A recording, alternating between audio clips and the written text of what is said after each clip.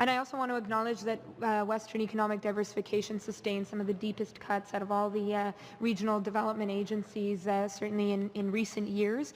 And I hope that is something that is addressed by the new government. But Ms. Guimont, in your presentation, you referred to particularly what my part of the country is going through, my home, northern Manitoba. And I'm wondering if perhaps briefly, because I do have a couple questions on that, if you could share, given your work focusing on Manitoba, how serious the situation is given the recent announcements of the Port of Churchill closure, the Tolko closure, the insecurity of 777 and Flin Flon, potential other insecurity with the value-added jobs in the Thompson area, and also the withdrawal of the East Side Road Authority. If perhaps you could reflect on what that means for us as a province, as you see it. Sure. Well, first I'll start on your first point in terms of the critical situation in northern Manitoba at the moment. Certainly the north, it's got a lot of advantages, but it's got a lot of challenges, like I mentioned in my opening remarks, isolation, unemployment, lack of alternative employment, social issues. And so, I mean, through the years, WD has been doing significant work on the ground, and some of the examples, from the Pot of Churchill to Thompson is like we've set up we've helped assist always in collaboration with partners.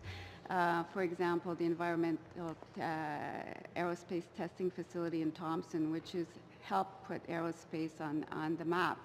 And we've done work establishing the Northern Sector Council so that we can do projects, again, for skills development and in the mining industry. And we work with the University College of the North. So all of those things are being done. And of course, I go back to our Community Futures Corporation, all the great work the 5 communities that are doing in the northern region to help address those issues.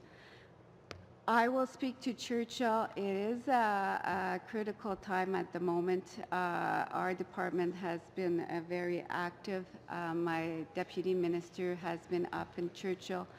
He has been chairing the weekly calls with the Northern Delegation, which is a consortium of leaders, industry leaders, mayors, Indigenous communities, and they actually took the call to action to actually the first step wanting to save the shipping season, but now kind of turning on, okay, what do we do immediately to help the community? So our focus has very much been immediately on the community. What can we do in terms of the people that have been unemployed or unemployed because of the situation? Kind of a government, whole of government approach in the sense of supply of food, making sure in that.